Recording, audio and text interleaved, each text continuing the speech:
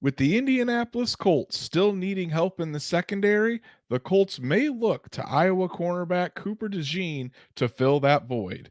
Is the freakishly athletic DeJean a lock to the Colts in the first round? Let's talk about it. Welcome to the Horseshoe Huddle Podcast presented by Fan Nation on SI.com, part of the Fans First Sports Network. My name is Andrew Moore, and as always, I'm joined here by my fellow analyst and co-host at Horseshoe Huddle, Drake Wally. Drake, Cooper DeJean, really an interesting prospect, not only for the Indianapolis Colts, but heading into the NFL draft here. Suffered a major leg injury to end his senior season, but he had his pro day today. The testing numbers look fantastic, and I think Cooper DeJean solidified himself as a first-round pick in this year's draft, and maybe it's it with Indianapolis there at 15. Yeah, and Cooper DeJean has kind of gone under the radar a little bit. I know that Terry and Arnold. I believe it's Nate Wiggins. You have Kool-Aid McKinstry, who kind of fell a little bit recently. Quinyon Mitchell. You've got some of those top cornerbacks that he kind of gets buried. And he's ridiculously athletic, like you said. He serves a lot of different things for your defense. He's played safety. He's a solid cornerback. There's a couple things you need to kind of tweak, but you expect that Ron Miles could edge something, like that out with a guy who's got all of those athletic traits, which you can't teach. So there's a lot to offer here, Colts fans. I'm excited to talk about Cooper DeJean because I think that, like I said, I don't think a lot of fans really know the ins and outs of this guy. We've had a chance to watch his tape and really marvel at his athleticism. He could fit Gus Bradley, and he's a sleeper pick, I think, that could really have a big impact with the Colts long term. Yeah, there's a lot to talk about tonight about Cooper DeJean because there is some questions of, is he really a cornerback? Could you move him to safety, or is he best suited as a slot cornerback rather than the outside? What does he bring in terms of special teams prowess? So there's a lot to talk about with Cooper DeJean and if he actually is a realistic option at 15, or if the Colts end up trading back in the first round. We do apologize for some technical difficulties, getting started a little bit late tonight, but the chat, you guys are bringing it already, as always. Truett with the $5 super chat. Thank you so much, Truett, for all of your support. Truett says, I hear a lot about him, but don't know, is he a physical corner or a ball hawk corner? Well, we're going to talk about that tonight and answer that question for you, Truett. Really, really appreciate all of your support. And then, Yim, thoughts on DeJean at 15 instead of trading back? We're going to talk about that tonight as well. Later in the show, that's going to get answered on whether we think the Colts would take DeJean at 15 or if it's going to constitute a trade back, and that's more likely where DeJean would be taken. So really appreciate it. Stats Matt saying the Stats Matt stat of the day, can't wait any longer. Well, hey, buddy, we're here. We're getting things started. Want to shout out DSG Good Bar, JB, David Burrows saying the best damn Colts show on YouTube. Lucky Cup Let's time for Drake. Drake's got the cup. Drake's got the silver Colts Cup ready to go. It's going to be fantastic. And then Noah Gerbert, or Gerber, I should say, apologize, the newest member of the Horseshoe Huddle crew. Want to give him a shout out. Make sure you go follow Noah on X, and just welcome him into the Colts family. He's going to be a fantastic addition to the team. Do you think he opted out of the agility drills for a reason? So we'll talk about that as well when we look at his RAS photo coming in as the testing numbers come out there. But guys, we really appreciate all of your support. Just, I don't even know, Drake. It wasn't only a couple weeks ago, really, where we had gotten over that 2,000 subscriber mark.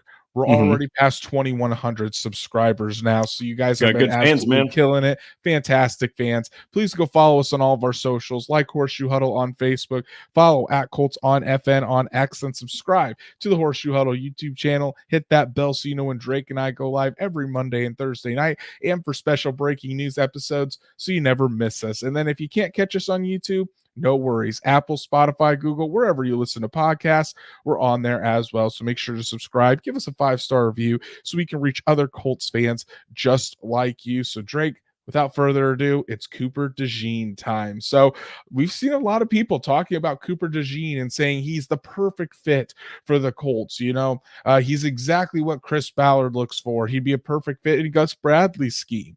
But why? What goes into all that makes Cooper DeJean such a great fit with the Indianapolis Colts? So much so that people are saying, the Colts taking cornerback Cooper DeJean in the first round is a lock. I don't know if it's a lock, but he certainly has a lot of the qualities that the Colts want, not only at the cornerback position, but also just as terms of traits, in terms of the locker room presence. I mean, Cooper DeJean is the real deal, Drake. Yeah, and if look, we're about to talk about the guy, right? But he's not a lock because the Colts could probably secure a, no offense to Cooper, but probably a better corner at 15. So at least based off of the prospect profiles that we've seen so far. So I don't think it's a lock, but I think it's a very good possibility. And I think that given his versatility, he's played that safety position before. God forbid if you ever need somebody to plug in there, you can probably take Cooper DeJean and put him in there if you feel like someone else could play corner, because he would probably play corner right out of the gate. So I think that he offers versatility. He's got the ridiculous athleticism. He's got the turnover ability. And that's huge because the Colts, one season in 2022, they're just taking the ball away left and right. 2021, I believe. And then they just have a huge fall off, so taking the ball away means something. DeJean does that, but he also has a lot more to offer than that, which I don't want to talk about it too soon because we're going to get into it. But basically the guy is a Swiss Army knife of sorts. He's got a high upside long-term to be a great cornerback. And again, man, we always go back to this, but it has to be a scheme fit. Just looks like a Gus Bradley guy. Looks like he could fit the scheme well, even though he's a little bit smaller than that typical Gus Bradley corner. I agree. Shout out to my beautiful wife, Danielle, for her nightly super sticker. Really appreciate all of the support. Appreciate you giving Drake another drink of his lucky cup there.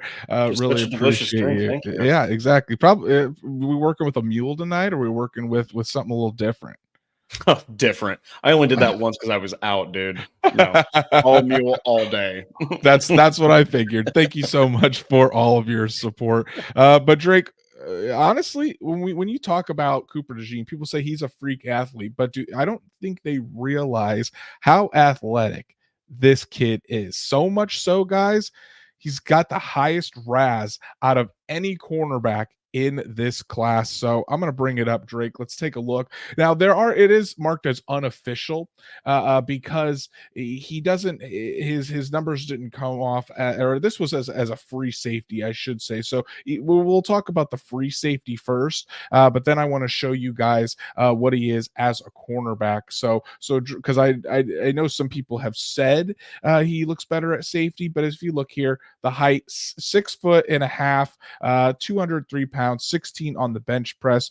The vertical, Drake, 38.5 inches, and a 10'4" broad jump. Really good explosive numbers, especially on that vertical. And then the 40, 4.43 40, with a 1.53 10-yard split. Cooper DeJean was absolutely moving there at his pro day in Iowa City today, Drake. You can just see the athleticism. It's oozing with this guy. And we have to remember, he posted these numbers just being 2 weeks. 2 weeks ago is when he was medically cleared for full football drills and to come back. So he really doesn't have much in the way of testing or time to prepare for these drills. So to come out here and put these numbers out there without training and preparing for any of these drills, it's really, really impressive. Yeah. And when you look, actually, I took a second here to put up next to him Juju Brents, because something that's really interesting is the arm length. Now, it's not as he's not as long as Juju Brents, but Juju Brents is also like 3-4 inches taller than Cooper DeJean. Cooper DeJean is kind of built like Kenny Moore.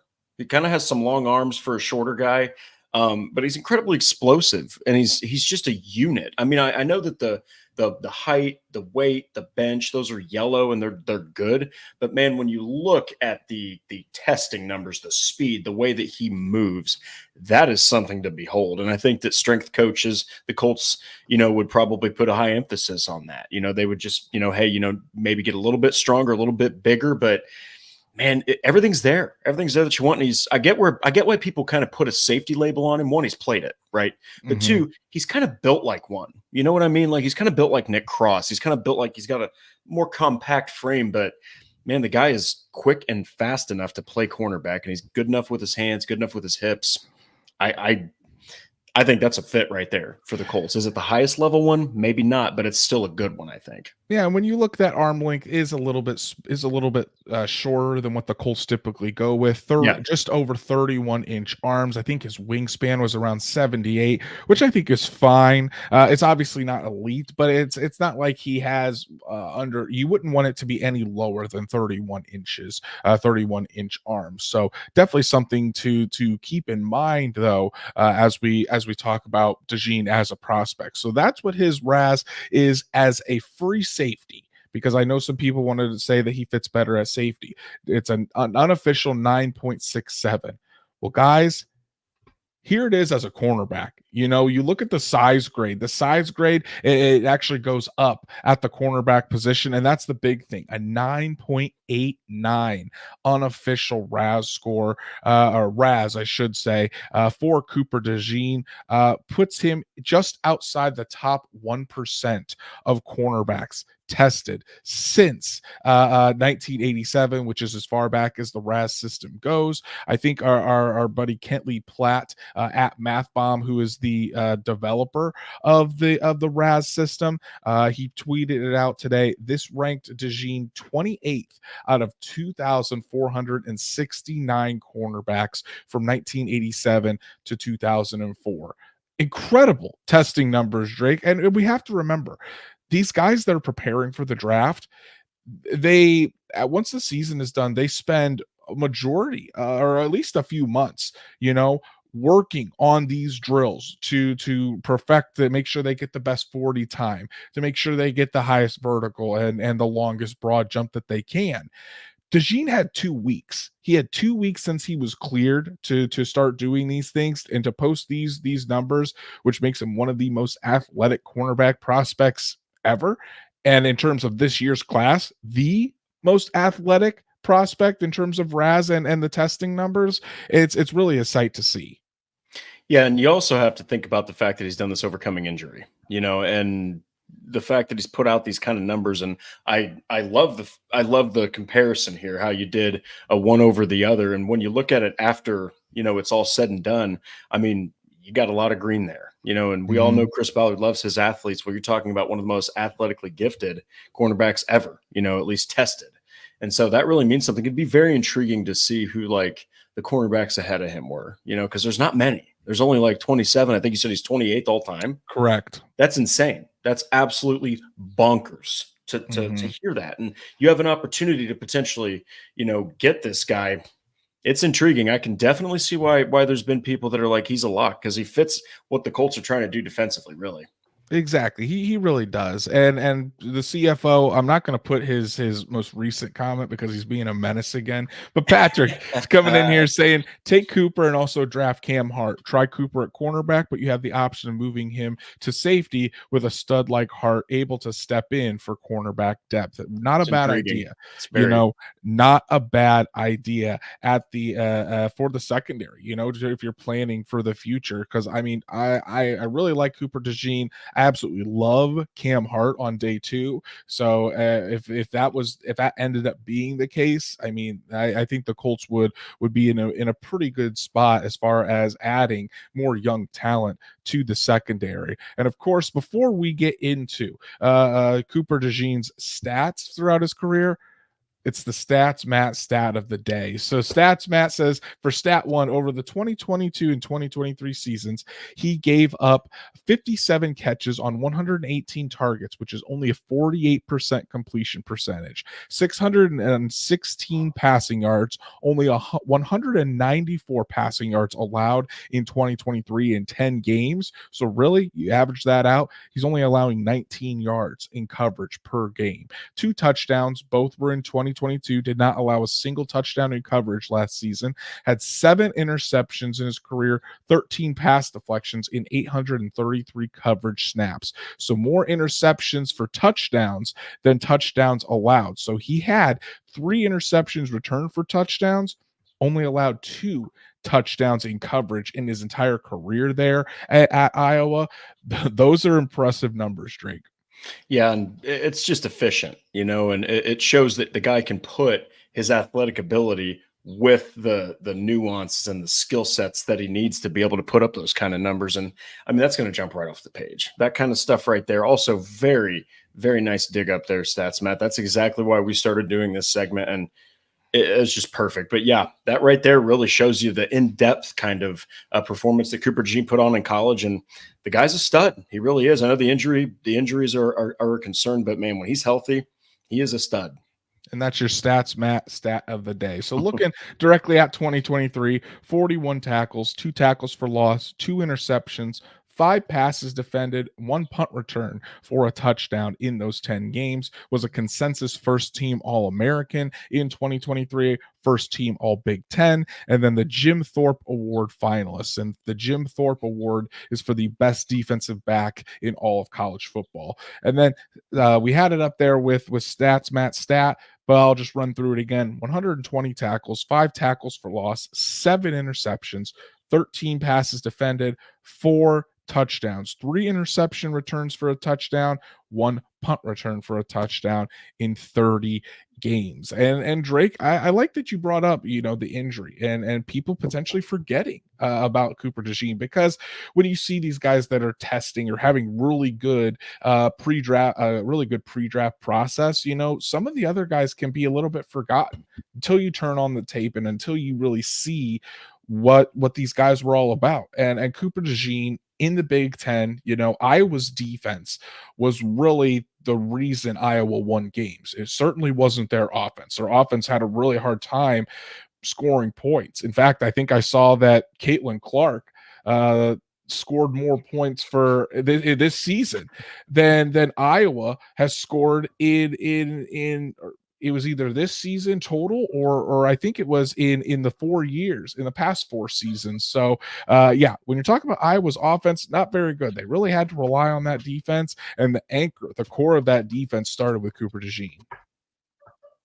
Yeah, and when you're talking about when a team has to win so much with defense like that, you have to start looking at who are the guys that are really standing out on a defense like that. When your offense is that low, because Iowa typically, you're looking at strong tight ends, you're looking at strong running offenses, stuff like that. They're just really smash mouth, and they just could not do it. They haven't been able to do it in recent years. You have to really, really give a lot of credit to the defense, but then you got to look even further. And Cooper DeJean was one of the guys that made so many plays. And, you're looking at his stats. I know he was there for 3 years, but his first season, he essentially barely played. So really you're looking at 22 and 23. The guy had 5 picks, then he had 2 picks, and he returned 3 of those interceptions in 2022 alone for touchdowns. The dude, when he has the ball in his hands, he's an immediate threat.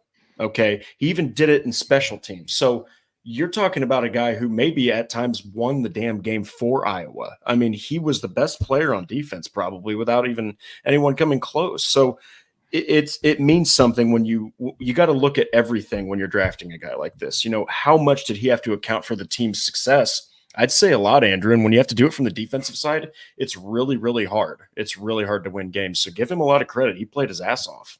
Shout out to MGK 1024 for correct or giving me the final answer on that stat. So Caitlin Clark scored more points this season than Iowa did in all 4 years that Caitlin Clark was with the Hawkeyes. That's insane. I mean, pretty impressive for Caitlin Clark and pretty abysmal for that Iowa Hawkeye offense in football. Stat 2 for Stats Matt, 1 reception of over 15 yards allowed in all of 2023. Bonus 406 punt return yards for 11.5 yards. That's outrageous. I mean, he's going to contribute immediately on special teams in the NFL. And again, that helps determine your floor. If you're going to immediately be able to contribute on special teams, he's going to easily have a role with any team that drafts him, whether it's the Colts or someone else.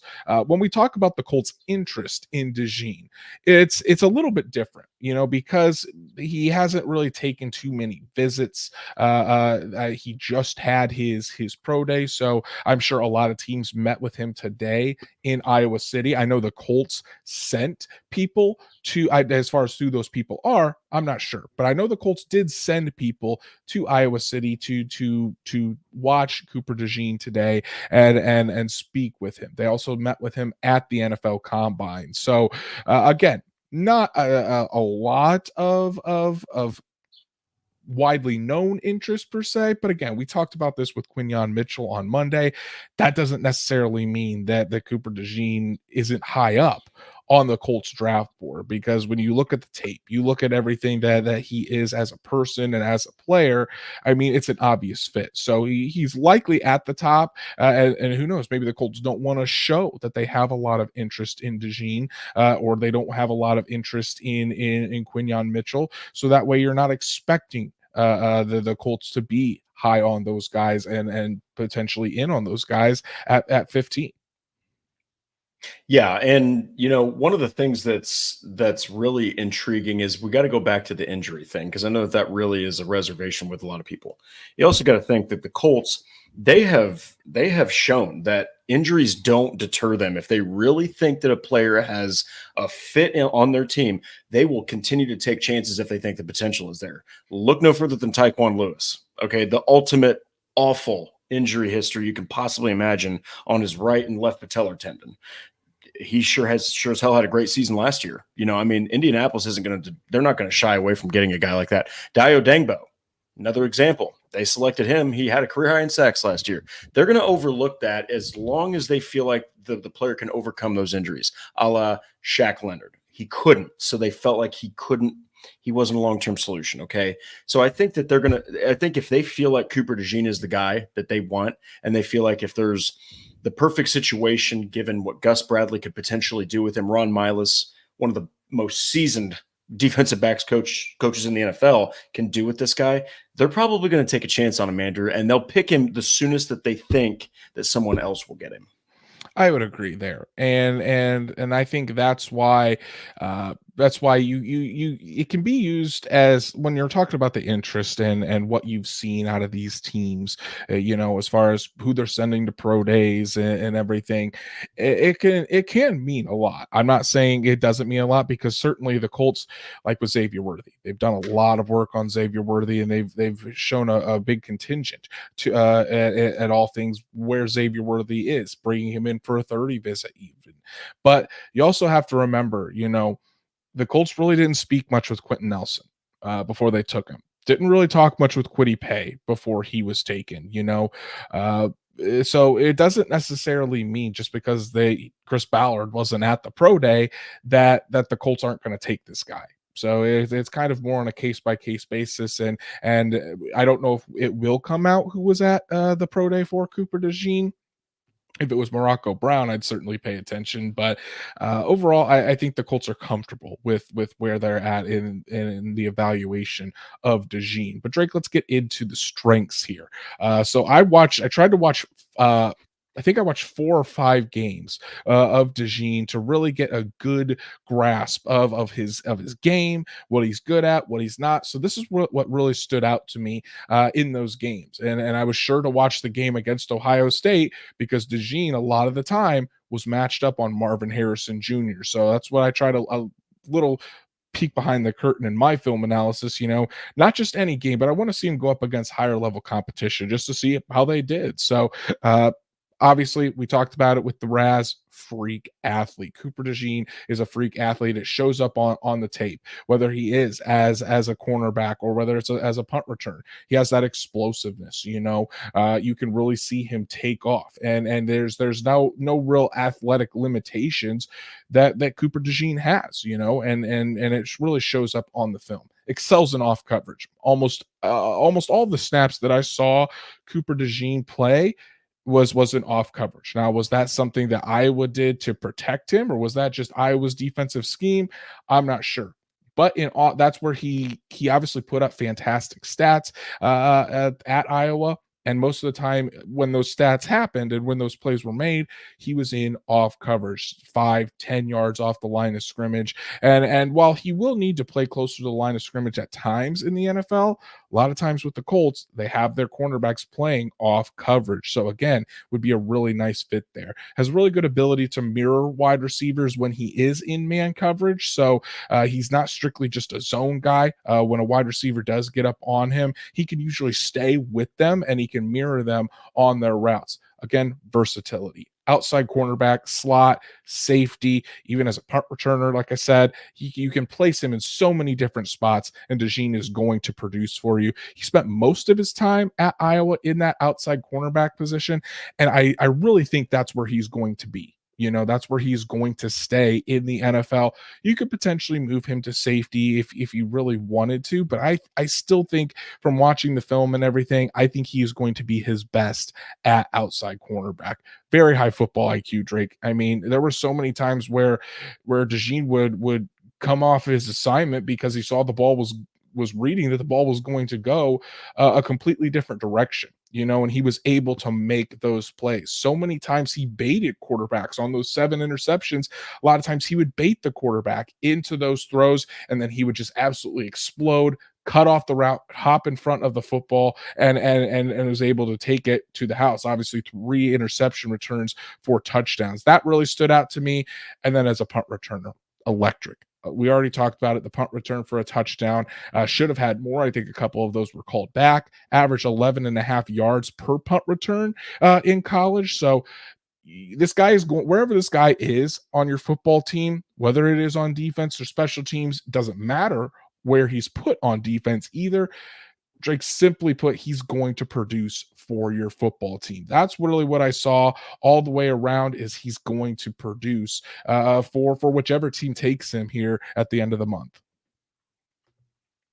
Yeah, and when you look at his NFL draft profile during I love turning to these because it's broken down so well, and it usually I read them after what Andrew says, and it's crazy. Andrew almost nails it perfectly. So you're talking about starting experience at strong safety and cornerback, versatility. Chris Ballard, Gus Bradley, they love versatility everywhere. On the first, second, third level, they love it. Explosive athlete, hitting marks, height, weight, and speed. I love this, actually.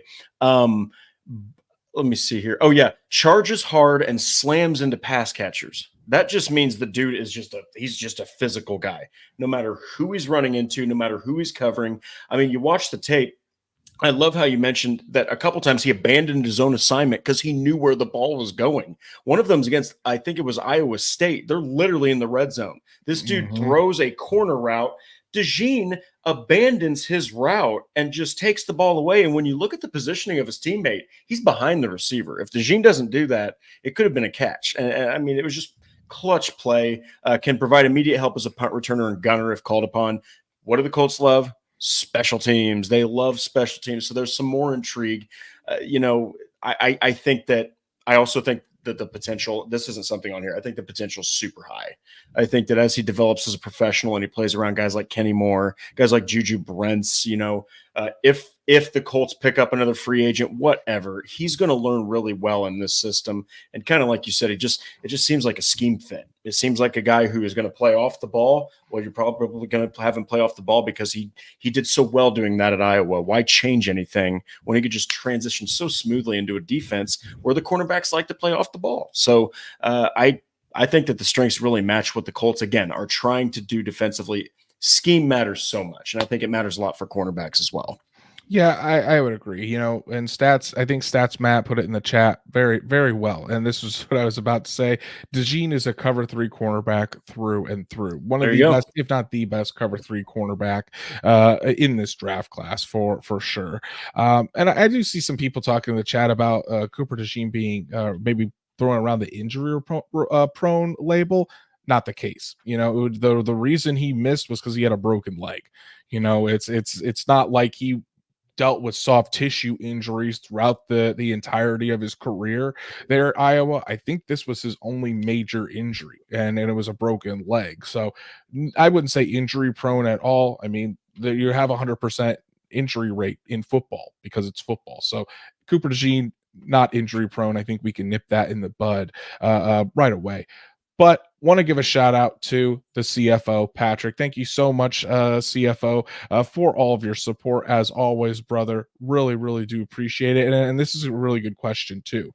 He was asking if if you guys had seen our colleague Zach Hicks. He had his first mock draft that released on horseshoehuddle.com. Go check that out. And as a little spoiler alert here, Patrick says, say the Colts do trade back and select Jared Verse in round 1, but DeJean drops into the second. Do you think the Colts would move up for him or stay put and take a wide receiver? So for me, I think again, this kind of gets in that situation, Drake, where it's need versus versus going to the draft board, because in my opinion, DeJean's a first round pick.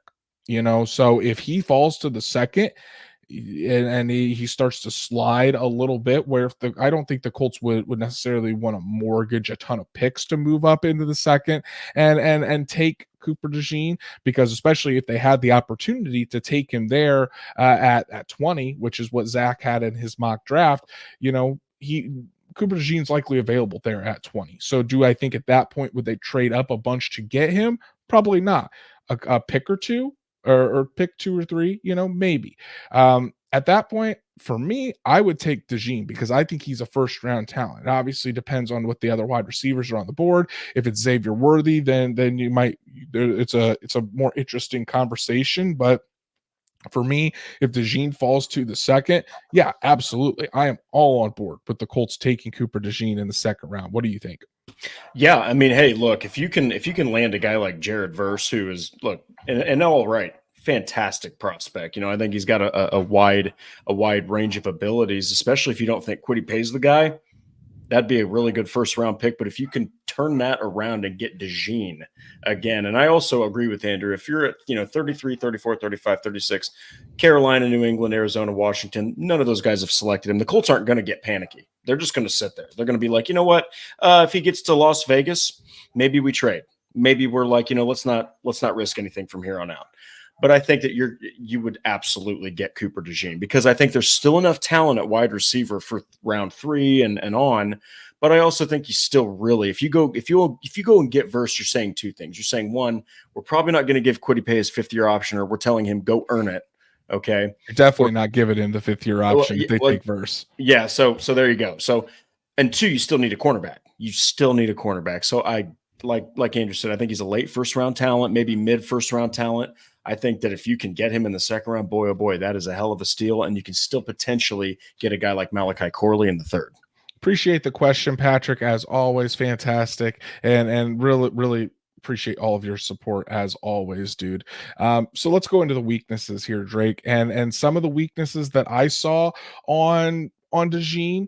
Again, I mean, he's a great athlete. I will say that. But he still can tend to get tight in the hips sometimes. So he's definitely not as fluid as far as the change of direction as like a Quinyon Mitchell to me on tape. He can get a little tight in that area. So if a wide receiver does get in his blind spot and he does have to turn real quickly, it's just not as fluid or as elite as Quinyon Mitchell. And back to Noah's question earlier in the show, because he might not have been or had the ability to work on those agility drills, and that was potentially one of his weak points. It could have been one of the reasons why he chose to skip out on those. I did hear that his field work today at Iowa was really, really good, so that's always a plus.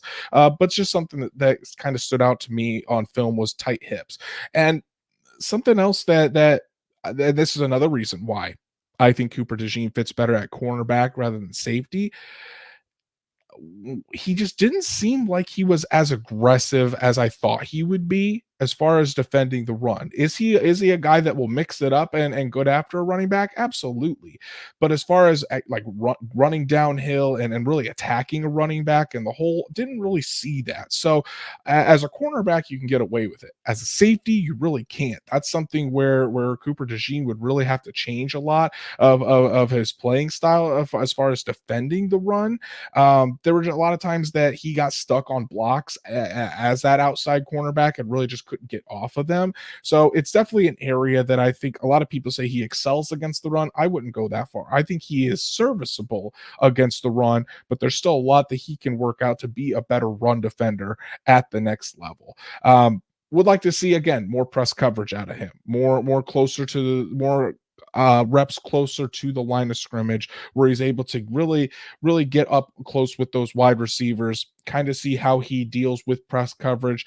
Because again, the Colts, while they would like to deploy more press coverage, the Colts are deploying more man coverage. Last year, I think they were in man 44% of the time, over 50% of the time on third down. So definitely something that he will need to show and kind of work on as he gets more reps in the NFL.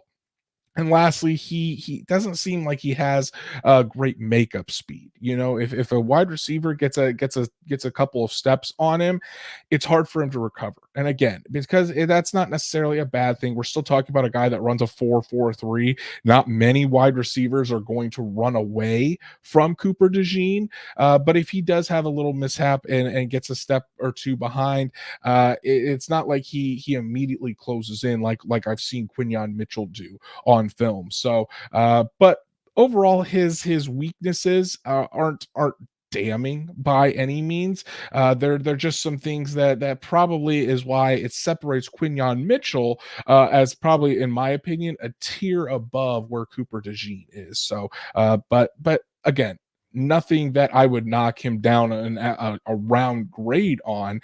Just something that differentiates the elite cornerbacks in this class from the very, very good ones. Yeah, and when you hear those weaknesses, you're talking about some of them are size related, some of them are just what we haven't seen related, if you will. Like, I would also like to see him play. Sorry for the freaking train. The Brock Bowers train, It's the Brock Bowers train passing through town yet again, everybody. By the way, Brock Bowers will be on Thursday night's episode. Just so that's who we're detailing Thursday night. But go ahead, Drake. Little spoiler. No, I think that the lack of press coverage, you do want to see more of that. You got to ask, was Iowa trying to protect him? Did they see some cracks in his game at press coverage? So you want to see a little more of that. I do think that his size could potentially play against him a little bit. But there's also, it really does come down to the hips. I know that sounds kind of ridiculous for being such a main weakness that me and Andrew have leaned on, but he's a little tight. He's a little rigid. He's a little robotic. You got to be more fluid in your movement, because when you are playing, especially those outside receivers, some of those guys are just so damn shifty. Some of them are bigger, but they're deceiving, and they can get really small when they stop on routes like curls and when they go underneath on slants. You got to be able to be more fluid in your movement. And that's something that DeJean on tape and just through analytics and breakdowns has struggled with. And so, one of the things that are here is below average length allows some slippage as a wrap-up tackler, struggles to open hips and find sudden acceleration against press release. It's exactly what Andrew said. His 4.43 speed is after he's had a chance to get up to full speed. If a guy like, let's hypothetically say Xavier Worthy, right, gets one or two steps on this guy, it takes a little longer than what you'd prefer for Cooper DeJean to get to 0 to 100. Basically, it takes him a little bit longer than some of these receivers will take to get away from him. So there's some concerns here, right? But there's going to be strengths and there's going to be weaknesses with every one of these quote unquote round one, round two cornerbacks. So I still think that those are things you can work out. I do think that he's athletically gifted enough that you could just teach him some new techniques, some professional NFL level techniques, and he could wrap up, some of those really rough edges. But you're going to have weaknesses all around regardless. So it's really a matter of, do they think he'd be a fit for the team? But those are some of the weaknesses me and Andrew analyzed. And do you think he can hit that ceiling, improve on those things? And I think maybe the makeup speed, probably that's something you'd be able to get better on, but to be more aggressive in run support, to get more experience in press coverage. Also true. All of those things, are things that he can improve on. Even his tightness in his hips, becoming more of a fluid athlete and just working on that aspect of his game, you can certainly make that better. But let's go a little bit farther in the future. Let's say that the Colts do take Cooper DeJean in the first round. What's his fit, Drake? What does his fit look like with this team? We kind of alluded to it earlier, but what do you think his fit is and his role would be with the Indianapolis Colts in 2024 and beyond? So I think if they select him, I do think that they still like Dallas Flowers enough to give him a shot, right? In the 4 games in 2023, he showed some promise and he showed Mhm. speed and he showed more fluid movement than DeJean does right now. So I think that DeJean would be an outside competition piece with Dallas Flowers. I think that you would have Juju Brents as your outside corner. You'd have Kenny Moore probably as your slot. Mhm. And then currently you have Nick Cross as free safety, Julian Blackman is strong. And then you would have Cooper DeJean and Dallas Flowers battle it out for that position right there. And I think that, long term, if he can make it work, you've got yourself a very physical, a very athletically gifted cornerback that is going to just, and he also doesn't go away. That's something else. The dude is just nonstop.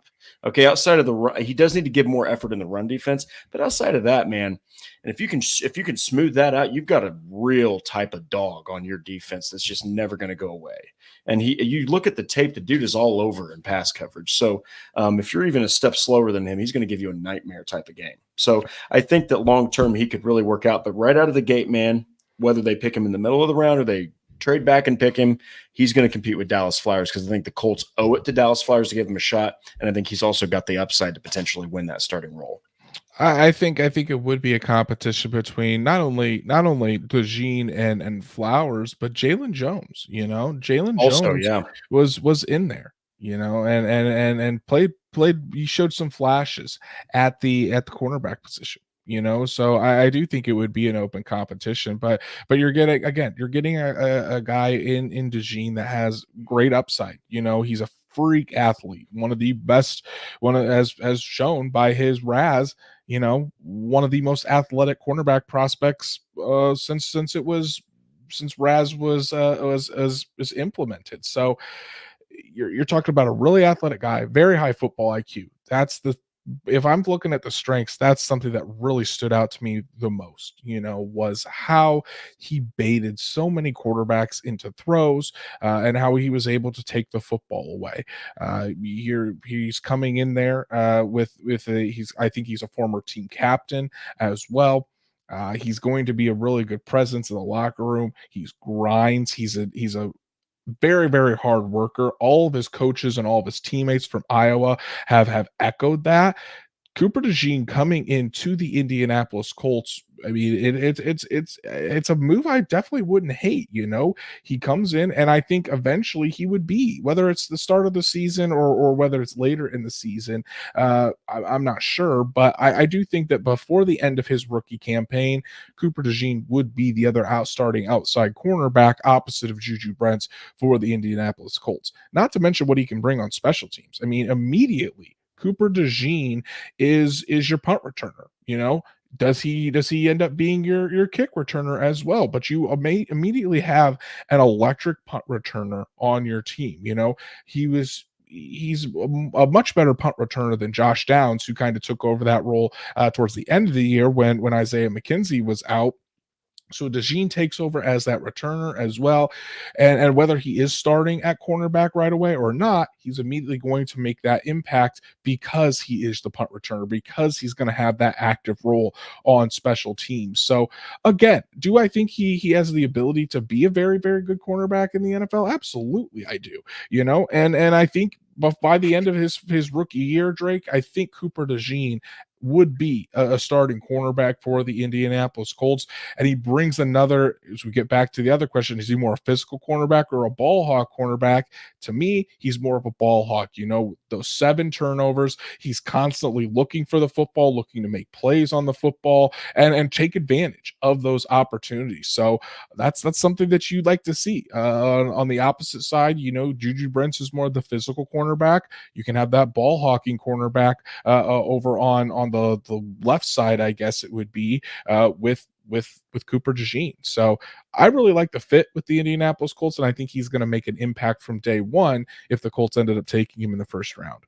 Yeah, and he's got all of the traits that fit what Gus Bradley's trying to do, and he would complement those cornerbacks we talked about earlier. He would complement them all really well, and I think that you're getting a guy that long term is at the very least, going to be serviceable, just because of how ridiculously athletic and versatile the guy is. I mean, we're talking about safety, cornerback, kick return, or punt return. That's a lot that a team can use you to do. And so I absolutely agree that he would probably be the unanimous best punt kick returner. And I know Dallas Flowers did. Maybe he would compete with Dallas Flowers in that regard too. But with the new rules, I think maybe you have both those guys back there. Dear God, that's a potent potential kick returning duo. Dallas Flowers and Cooper DeJean. My God, good luck. Like, I think that the fit is nice. Let's just say that. We're not going to say incredible, right? But on the surface, it's a safe one, I think. I don't think it's boom or bust. I think it's safe. And I think that it's a nice solid floor with really high upside. I would agree there. So now the question turns to, is he the pick at 15? Do you think that the Colts would use the 15th overall pick in the draft on Cooper DeJean?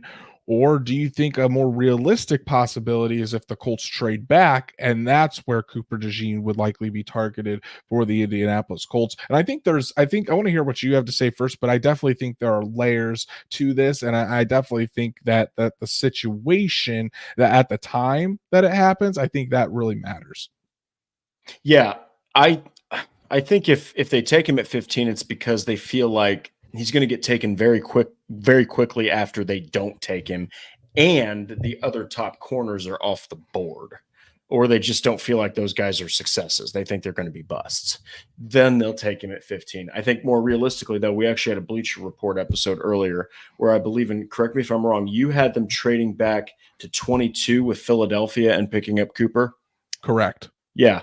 Philadelphia has a nice duo of second round picks that they are undoubtedly. I mean, I would almost guarantee they're going to use one of those to trade up. Okay, like somehow, some way, that's where I think Cooper DeJean's sweet spot is, between 20 and 25. I think if the Colts can avoid it, not knocking DeJean here, I think if they can avoid it, they're not going to pick him that early. I think if they can help it, they're probably going to trade back, or if somehow, some way he falls, like Patrick said, somehow falls to the second round, they'll kind of just play the waiting game and see what happens. But I honest to God, don't think he's going to be picked at 15. I don't think that he would necessarily be the pick at 15 either. But again, like I said, to me, there's layers to this, because if you're sitting there at number 15 and there's a chance that Quinyon Mitchell, Terrion Arnold, Brock Bowers, Brian Thomas Jr., all of those guys are off the board. I mean, if you think that you're not, if you really like Cooper DeJean, don't risk it. Don't risk it if you're the Indianapolis Colts to try to trade back and say, well, we'll see if we can still get him. If the Colts really believe that Cooper DeJean is their future at the cornerback position, and he's going to be a day one impact player at cornerback, then yes, you sit there, you take him at 15, and you sleep well at night knowing you got your guy. To me, though, I think that there is going to be a combination of one of those four is going to still be available at number 15, whether it's Mitchell, Arnold, Bowers, or Thomas. I think one of those four guys is going to be available there at 15. And I would take any one of those guys with the 15th pick. So if they're not, then I think you would probably look to trade back, and in early 20s, I think that would be, in my opinion, the sweet spot for Cooper DeJean. Like I talked about earlier today on the Bleacher Report app, trade back to 22 with Philadelphia, because Philadelphia does have a lot of picks. They have 2 second-round picks, and it would really only take, if you're looking at the Jimmy Johnson trade value chart, it would only take a swap of the first round, and for the Colts to give them, I think that their second round pick, which is number 53. So you add a second round pick to go along with the 46th pick, and all you do is move back 7 spots in the draft. And if you can still get Cooper DeJean at number 22, I mean, that's a steal, in my opinion, to be able to add that and then add another top 55 pick in this draft. You trade back much farther than that, and honestly, I don't know if DeJean is going to be there. I think the sweet spot for DeJean is the very late teens to early 20s. I think somewhere in there, that's where Cooper DeJean is going to get picked. He's cornerback 3 for me on my big board, behind Mitchell and Arnold. And again, I think DeJean is a really good athlete, and I think he's a superb fit with the Indianapolis Colts. Will the Colts feel the same way? And if so, do they value him enough to stay there at 15 and take him either there because other guys are off the board, or say Mitchell and Arnold are still on the board, or Thomas, or a combination of those three, and the Colts still take Cooper DeJean. It's going to be very interesting to see how the Colts do value DeJean at that position. But if I was Chris Ballard, I would probably trade back if all four of those guys are gone, and then if DeJean is there at the very beginning of the 20s, then I think you pull the trigger. But to me, Mitchell and Arnold are in that elite category of cornerbacks in this class, and then in that next category, just the tier below, that's where I would end up putting Cooper DeJean. Yeah, and you know what? If you can get a trade back like that and acquire another second round pick like that, and you can still get Cooper DeJean, you're going to absolutely probably see it go like this. Indianapolis will pick a safety and a wide receiver in the second round. And right there, you're probably going to see three positional needs addressed right away. And all of those guys will probably have starting prowess, especially Cooper DeJean. So I think if you could trade back and get him at the 22nd pick overall, that's a win. And you know how much Ballard loves them picks, and especially when you can not only get a guy you already had on your board high in the first round, but you can get another one in the second round and get those early picks. That's fantastic. So either way, look, if the Colts have to pick him at 15, I think they'd prefer to trade back. I think Cooper DeJean is overall a pretty damn good fit. And, even his NFL profile has him as at least a plus starter based off of what they think he's going to be. Now, anything can happen, but hey, that's a pretty good floor. Again, his floor is pretty solid, but his ceiling is really, really high. And if he somehow hits that ceiling, you've got yourself a hell of a defender. It's going to be so interesting to see what happens in this NFL draft for the Indianapolis Colts, because there's a scenario where the Colts sit at 15, and if they get Brock Bowers at 15, A+ immediately for the entire draft. A+. The train's coming. The train's coming, guys. But there's another scenario. The Colts sit at 15 and say they take Quinyon Mitchell. And then at 46, would you Troy Franklin from Oregon? Another situation where they sit at 15, take Brian Thomas Jr., and then the second round, maybe it's Cam Hart at cornerback.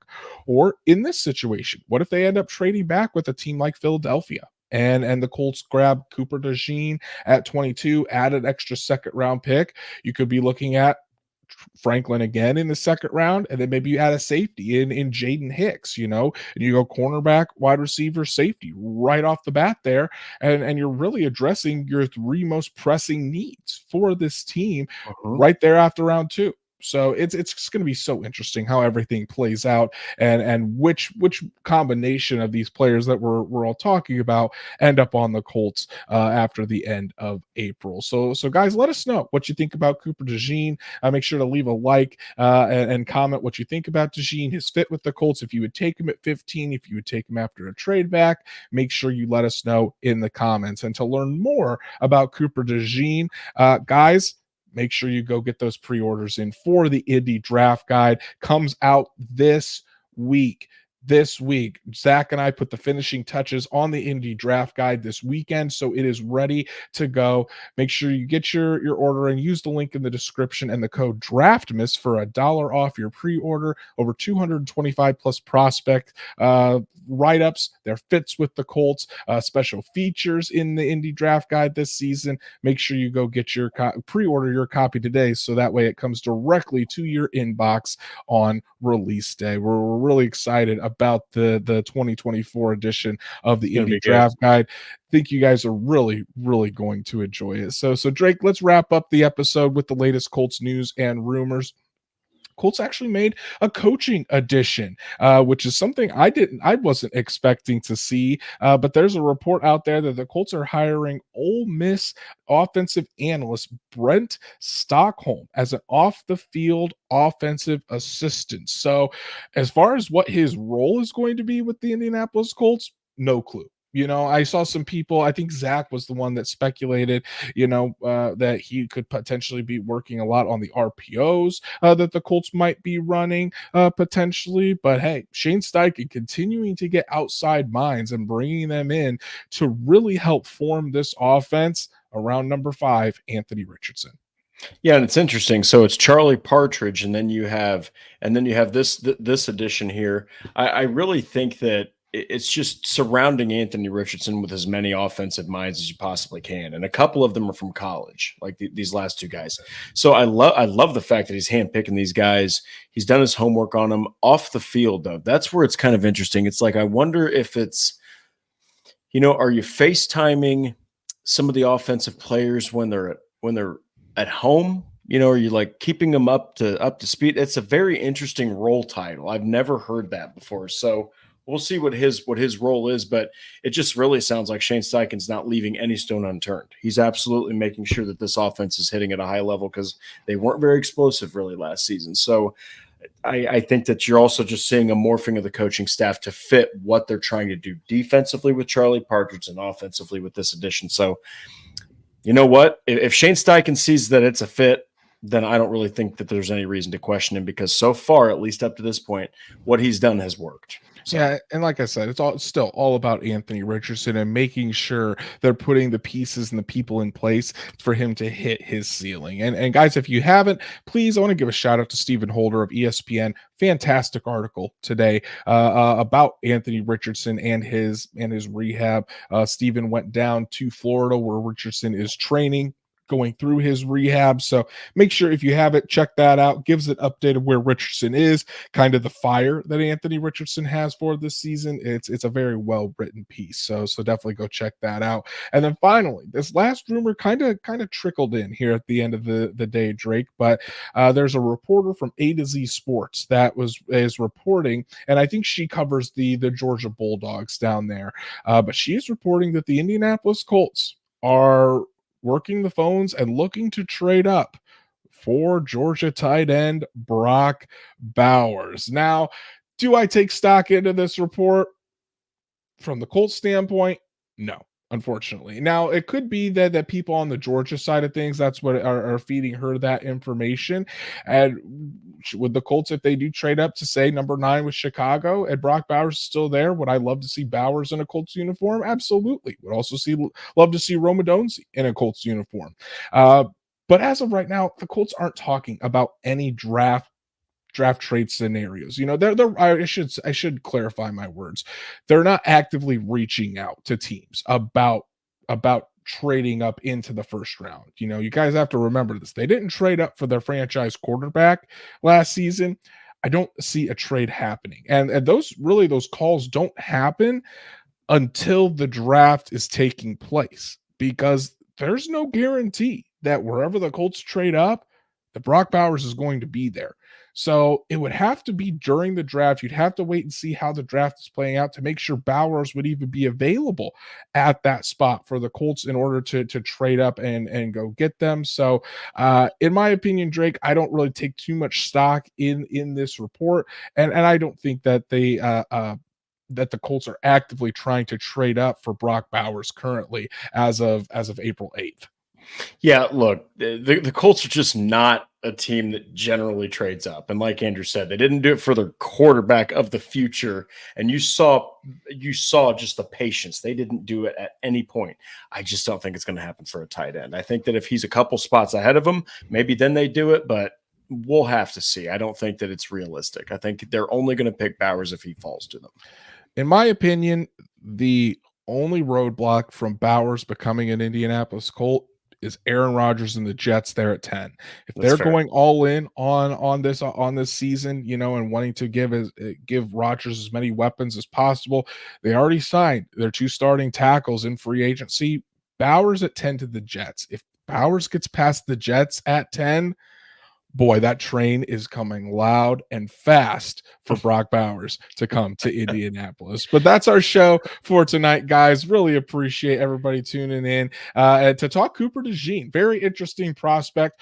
Really, really good fit with the Indianapolis Colts. The main question is, would they take him at 15? Or is it going to be after a trade back? Would Cooper DeJean end up with the Indianapolis Colts? So, but really fun player. Crazy athletic Drake, an absolute rocket out there at the cornerback position, very high football IQ. And you can see when you watch his tape, Colts fans, if the Colts do end up taking Cooper DeJean in the first round, I think you can be pretty excited about it. Yeah, and again, it's really the thought of what this guy could become, and I think that the Colts have the staff that they could really build, help build that potential. And he's also got a nice young roster around him with a guy like Kenny Moore at cornerback. I just think that it would really help Cooper DeJean's development too if he was an Indianapolis Colt. So if he does get picked, get excited because there's a lot there and there's a lot to show. A lot to like. So if you haven't done so, please go follow us on all of our socials, like Horseshoe Huddle on Facebook, follow at Colts on FN on X, and subscribe to the Horseshoe Huddle YouTube channel. Hit that bell so you know when Drake and I go live every Monday and Thursday night, or for special breaking news episodes. You never want to miss us. And please, if you haven't done so already, on Apple, Spotify, Google, wherever you listen to podcasts, we're on there as well. You'll get access to our audio only episodes of Horseshoe Huddle Halftime on there. So subscribe, give us a 5-star review so we can reach other Colts fans just like you. You guys are probably going to be watching, whether it's WWE Raw, Monday Night Raw tonight. As I know, Stats Matt can't hear you over the Corey Rhodes pop. So Corey Rhodes is the winning the WWE in WrestleMania last night. The national championship is tonight for Purdue going up against that buzzsaw in UConn. A lot of things this evening. But before you do that, or even during that, go ahead and go over to horseshoehuddle.com. Drake, tell the people what they need to go check out. Yeah, so I've taken a couple days off, but I did do 3 ways the Colts must respond after the Stephon Diggs trade to the Texans, and 3 impactful draft day situations where maybe some dark horse situations happen for the Colts. So go check those out. How dare you? How dare you take a couple days off? How dare the hardest working man in Colts media not write every second of his life? So yeah, definitely go check out those Drake fantastic pieces there. For myself, I was busy as well this weekend in a wedding, doing some various things. So my piece out there as far as using Raz to help predict Colts NFL draft picks, make sure you check that out. That was a really fun piece to write and to research of how things have changed over the years for the Indianapolis Colts as far as how they evaluate talent and what they really focus on. You can see an obvious switch in what they prioritize in the NFL draft. So make sure to check that out. And guys, my second mock draft is coming out this week, and I will let you in on a little secret.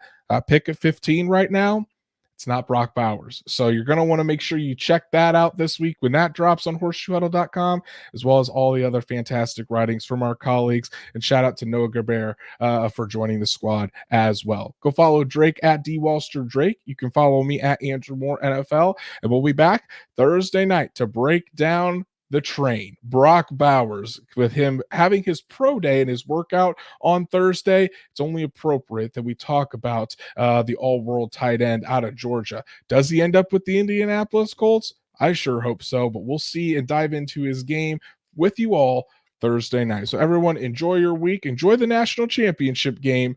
And we'll be right back here to talk more Colts football with you on Thursday night. Take it easy, everyone.